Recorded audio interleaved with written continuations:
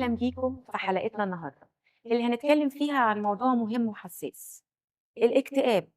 كتير مننا ممكن يكون مر بيه أو يعرف حد بيواجهه، لكن للأسف لسه موضوع ناس كتير مش بتواجهه بجدية وبتعتبره حزن وهيعدي. في حلقتنا هنحاول نفهم مع بعض يعني إيه اكتئاب، إزاي نعرف علاماته، وإزاي نساعد نفسنا أو غيرنا لو بيواجهه. أهم حاجة عايزين نقول لكل حد حاسس إنه لوحده: أنت مش لوحدك، وفي دايما طريق للخروج للنور. ابقوا معنا.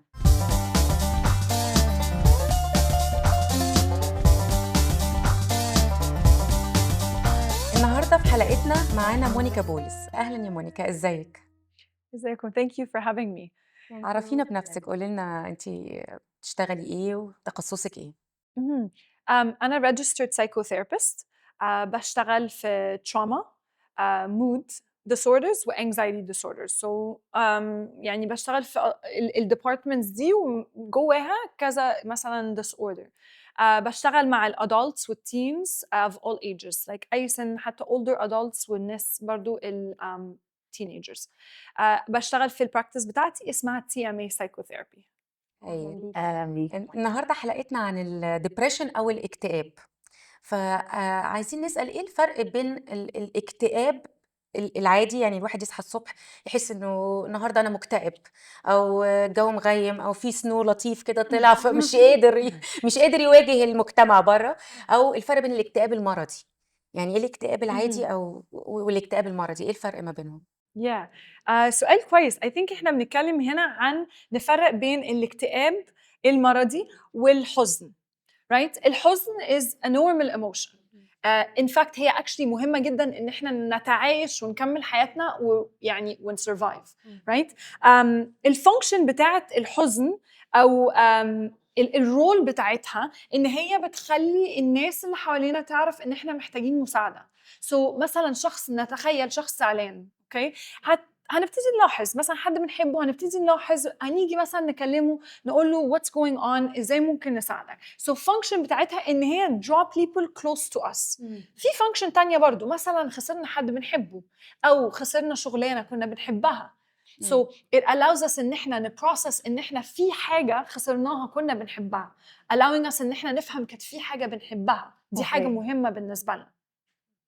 وفي برضه فانكشن تانية ان هي مثلا الشخص ده اما يكون حزين، طبعا ما فيش حد بيحب يكون ان هو مش هابي، بيكون حزين، عاوزين ازاي نخرج بره الموضوع ده، فبتخلينا نقعد مع نفسنا نفكر، نعمل ريفلكشن، نعمل بروبلم سولفينج، ازاي ان احنا نخرج بره السادنس دي. نتخيل مثلا اكزامبل، بس قبل ما اخش في الاكزامبل هتكلم شويه على الدبريشن. الدبريشن از ديفرنت. الدبريشن بتقعد فتره، الاكتئاب بيقعد فتره، رايت؟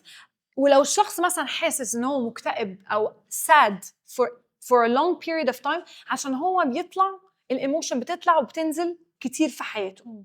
لكن عاده كالايموشن لوحدها sadness المفروض تطلع وتنزل وتختفي، رايت؟ نفكر مثلا في طفل اتعزم، ما اتعزمش سوري في بيرثدي بارتي، هيزعل يوم يومين، ممكن يعيط، ممكن يزعل، بس هينسى، هيموف اون.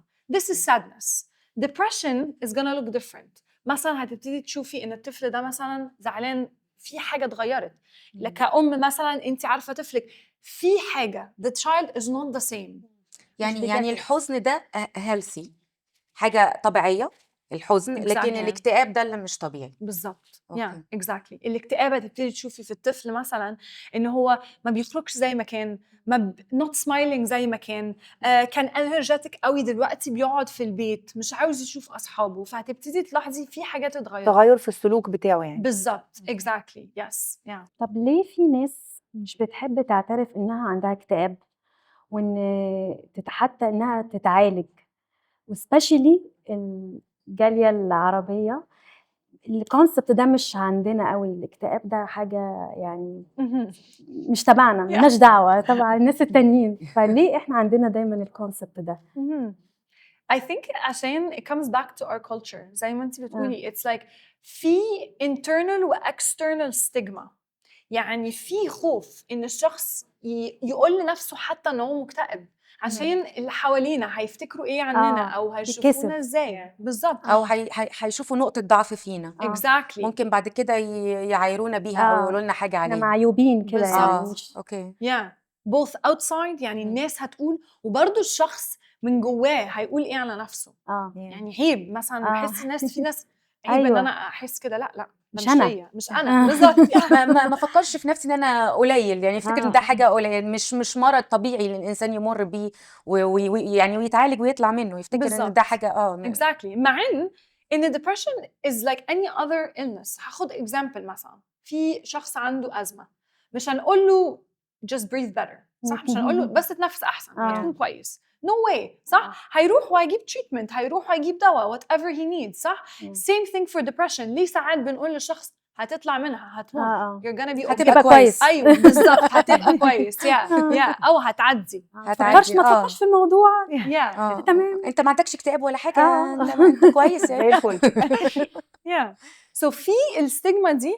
وبالعكس sometimes بتخلي الشخص، انا فاهمه ان احنا ساعات بنكون الكلام ده بيطلع مننا غصب عننا بس احنا عاوزين نساعد، لكن بتعمل complete opposite actually. بتخلي الشخص ده يحس بعيب ويحس ان احنا يعني ان هو burden بالنسبه لنا. ف instead of seeking عبء support علينا. بالظبط عبء علينا، وبدل ما يروح يشوف support it actually makes الشخص يحاول يكفر ات اب. بالظبط exactly. وممكن يحس ان اللي حواليه مش حاسين بيه، يعني هو تعبان وعنده مشكله وبيقول لحد، والناس اللي حواليه مش حاسين بيه، مش فاهمينه، ينعزل مثلا. exactly. خصوصا لو حاسس ان اهله بيقولوا له كده، هيحس ان العيله مش بتسبورت الشخص ده. واهم ناس طبعا الناس القريبين مننا، دول الناس اللي ممكن اولا يلاحظوا المشكله، صح. وكمان يساعدونا ان احنا ناخد ستيب. بالظبط. طيب مونيكا، احنا كنا عايزين نعرف لو في انواع من الدبريشن، ولا هو بس just we say depression that's it، يعني ما في ليه بقى depression وكذا depression وكذا. there is. so في انواع من depression. لو هنتكلم clinical، مش عاوزين نخش clinical قوي، بس لو هتكلم شويه عن الانواع الدبريشن، في انواع كتيره. for example مثلا في نوع من الدبريشن like major depressive disorder بيبقى intense، يعني بيبقى السيمبتومز بتاعته شديده وبيقعد فتره. بس بتبقى شديده والشخص ده ما بيبقاش functional في حياته قوي، يعني ممكن يبقى functional بس الدبريشن دي بتأفكت الحاجات التانية اللي في حياته. في مثلا persistent depression، مثلا depression تقعد فترة، تقعد سنين مع الشخص، لكن الشخص بيتعايش موجودة، لكن بيتعايش وبيزقه وتقعد فترة معاه. وفي مثلا example seasonal depression. depression دي مثلا بتيجي مع الوينتر، عندنا في الكنديان كتير الكارثه دي قاعده معانا 6 شهور. exactly. تحس الشخص مثلا اللي هو في الوقت ده يعني not motivated، مش عاوز تطلع بره البيت، تقعد جوه البيت تتفرج مسلسلات، مش عاوز تطلع بره السرير، تقعد يعني very indoor، مش عاوز تطلع. بعد كده فجأة السمر يجي we wanna go out we feel better. so definitely different types. بس اللي أنا عاوزة أقوله إنه هو حتى لو different مثلا شخصين عندهم نفس type of depression ممكن تبقى very different exactly. يعني شخص ممكن مثلا ينام زيادة، وشخص ممكن يبقى عنده انسومنيا. يعني الاعراض نفسها بتبقى مختلفه من شخص للتاني. exactly. ممكن تبقى يا ينام كتير يا يبقى عنده ارق. بالظبط. أرق. او ياكل كتير او ياكل كتير او ما ياكلش خالص. exactly. ده النوع المطلوب ده. ده احنا بنتمناه. احنا عندنا هنا كلنا بناكل كتير، مبسوطين مش مبسوطين او غير مبسوطين، يعني احنا دايما احنا الكالتشر بتاعنا بتيجي معانا مع الاكل ماشيه في اتجاه الاكل. طيب هو الاكتئاب ده بيبقى يعني لازم يكون فيه قبليه اسباب ولا مش شرط؟ يعني لازم يكون في حدث حصل يدخلنا في المرحله دي ولا مش شرط؟ definitely ممكن يكون في سبب كبير. يعني مثلا نتخيل حد بنحبه مثلا خسرناه right؟ ممكن يكون سبب كبير غير حياة كتيرة في حياتنا و then therefore depression بتطلع، صح؟ بس sometimes بتكون more complicated، مش سبب واحد اللي هو بيجيب depression، بس أسباب كتيرة.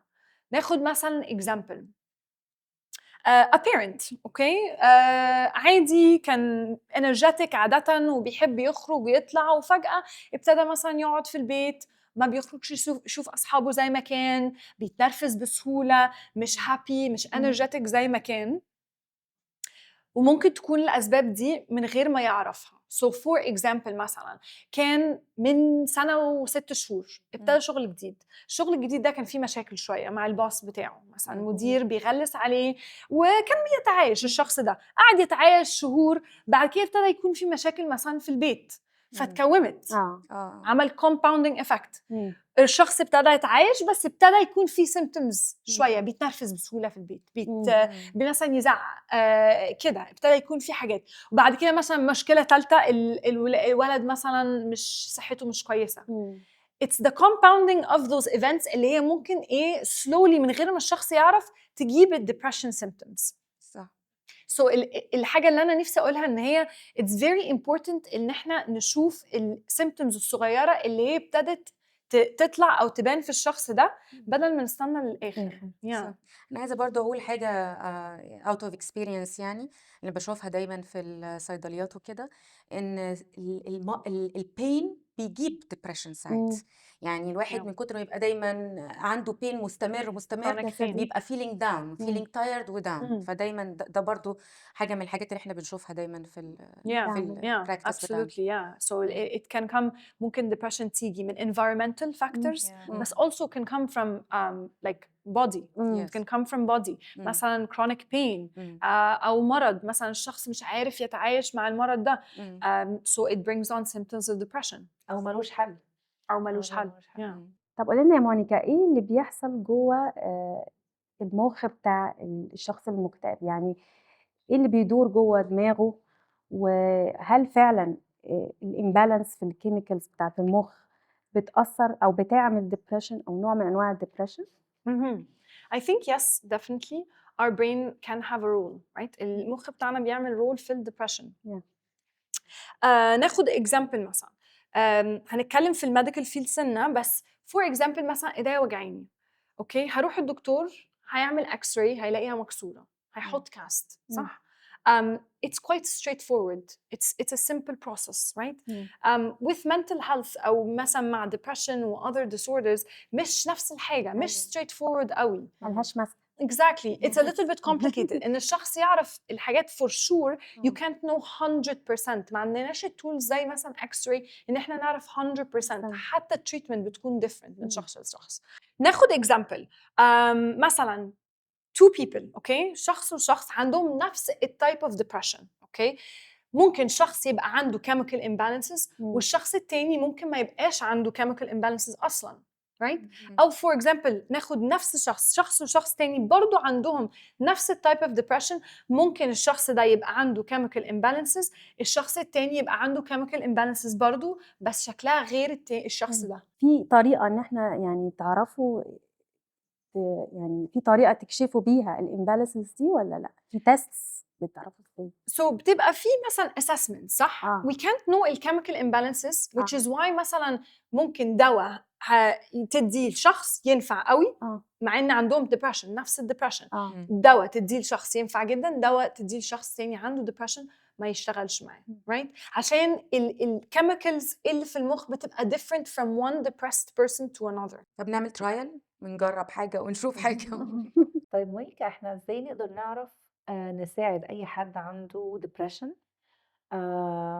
بطريقة بوزيتيف طبعا، ومن غير ما نحسسه ان هو يعني عبء او نحسسه ان في judgment او كده؟ I think أوحش حاجة ممكن نعملها إن إحنا نقول للشخص ده like هتعدي أو انشف أو أي بالظبط. جملة شهيرة جدا exactly. مجتمع انشف شوية. أيوة. أو حد يجي يشتكي لك تقول له يوه ده أنا ياما عدى عليا. exactly. عشان الشخص ده بيكون مثلا جاي إن هو محتاج مساعدة. صح. وكومنت زي كده حتى لو مثلا بنهرج او يعني ممكن تخلي الشخص ده يروح الناحيه الثانيه خالص. So we have to be very careful بالكلام اللي احنا بنقوله. صحيح هي في المجتمع بتاعنا بنقولها عادي وبتيجي من place of love and care، بس ممكن تخلي الشخص اللي هو فعلا struggling ياخد step back. طب نعملها ازاي بقى؟ يعني نعمل ايه؟ I think احلى حاجه ممكن نعملها ان احنا نسمع. اوكي، نسمع الشخص ده verbally بس also نسمعه شفقي، يعني نبص عليه نشوف الشخص اللي احنا بنحبه ايه اللي اتغير، في حاجه اتغيرت. الشخص ده ما كان دايما بيسمايل، كان دايما بيطلع بره، كان دايما شخص انا عارفاه Yeah. في حاجه اتغيرت. so not only ان احنا نسمعه بس برضو نلاحظ الحاجات الصغيره observation. دي. بالظبط، نلاحظ الحاجات دي. واهم حاجه برضو ان احنا نكيب showing up. يعني مثلا عشان ما نحسسش الشخص ده ان هو مثلا عبء علينا، دايما نيجي نساله I'm here for support. يعني نبقى موجودين، exactly نبقى انا موجودين موجود. مش مختفيين. exactly نبقى انا دايما موجودين، ونحسس الشخص اللي قدامنا ان احنا موجودين، ولو محتاج مساعده احنا موجودين نساعد. اوكي. ونبروفايد المساعده اللي هو محتاجها، مش المساعده اللي احنا شايفين عاوزين نقدمها. وان ابروف الفيلينجز بتاعتهم. Yes. يعني لما يقولوا انا حاسس ان انا overwhelmed، ما تقولوش لا ما احنا كلنا بنمر بده، لا انا ابروف انا نقول اكتر منك. ما نعليش عليه. ايوه.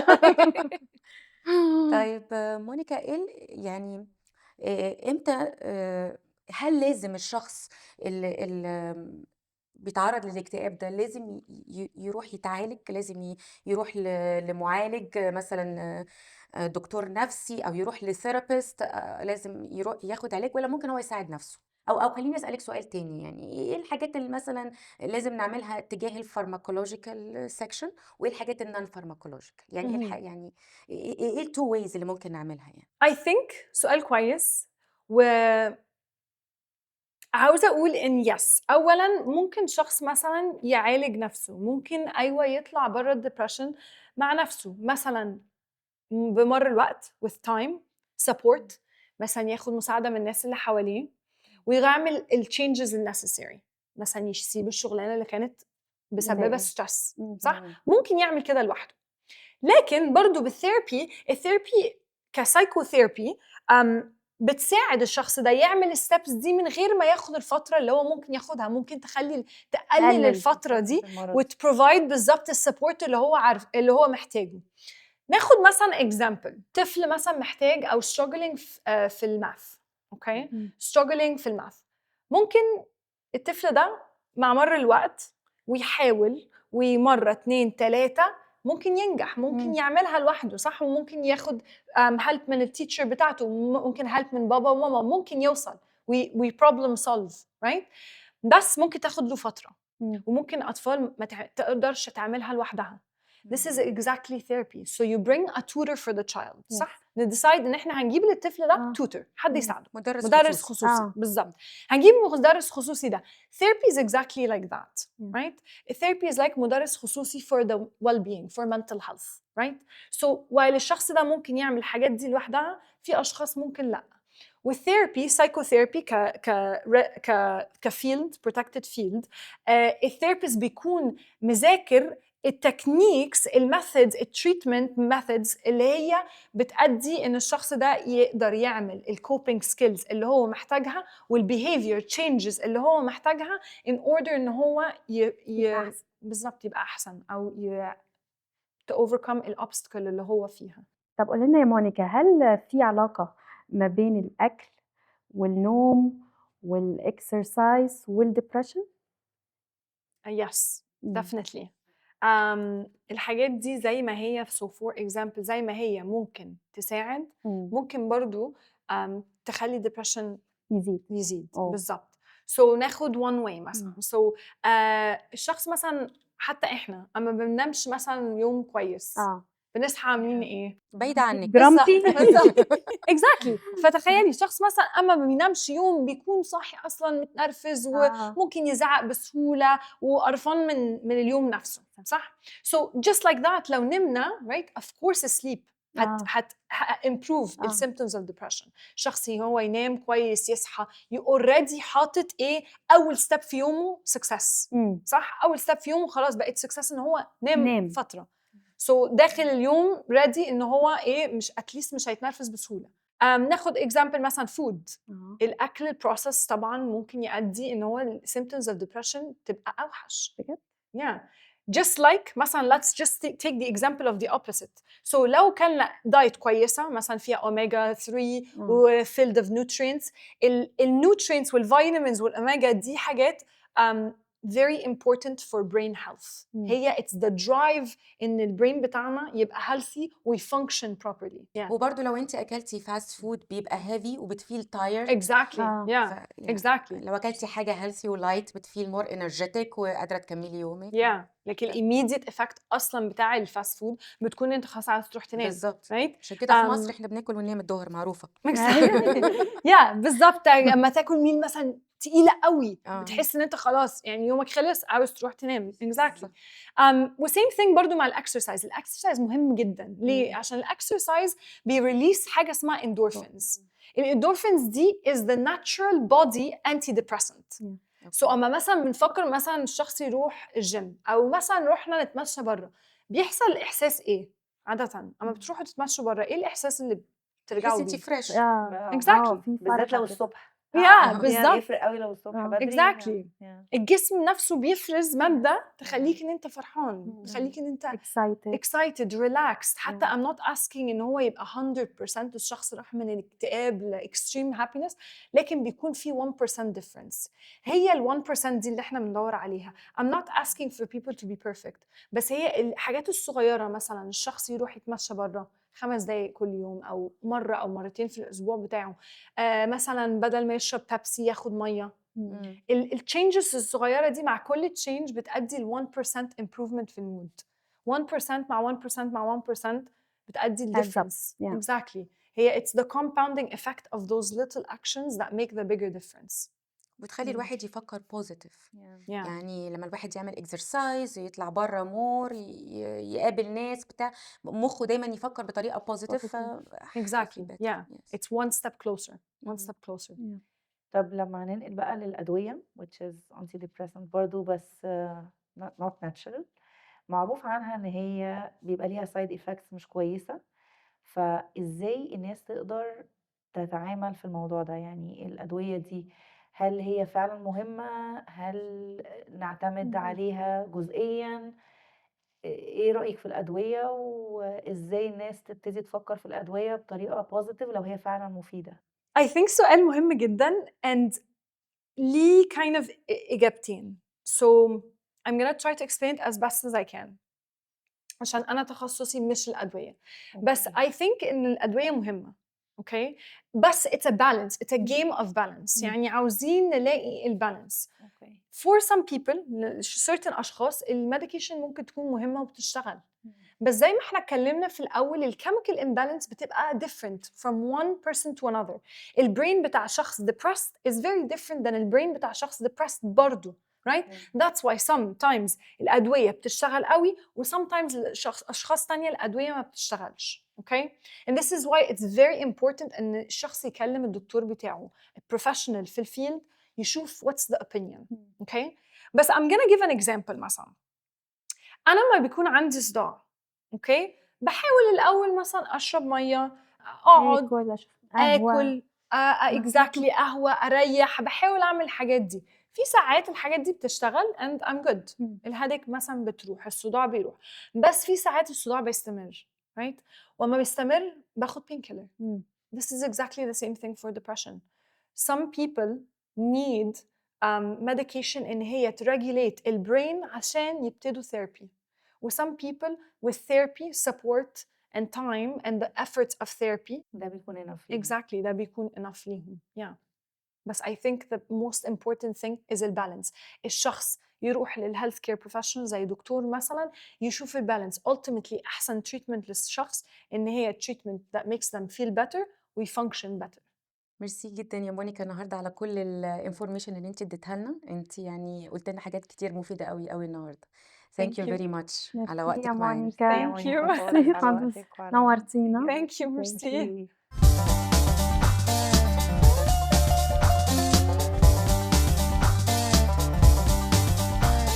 وبكده نكون وصلنا لنهاية كلامنا، بس مش نهاية مواضيعنا، لأن الصحة النفسية حاجة لازم نهتم بيها زي صحتنا الجسدية بالظبط. لو بتحس إنك مش بخير مفيش أي عيب إنك تطلب مساعدة، ولو تعرف حد بيعاني كفاية إنك تكون جنبه وتسمعه. في النهاية الاكتئاب مش ضعف، وهو مرض ليه علاج. خليكوا دايما قريبين من نفسكم ومن اللي حواليكم، ونشوفكم في حلقة جديدة. ما تنسوش تعملوا لنا لايك وشير وتكتبوا لنا في الكومنتات ايه المواضيع اللي عايزين نتكلم فيها. نشوفكم على خير.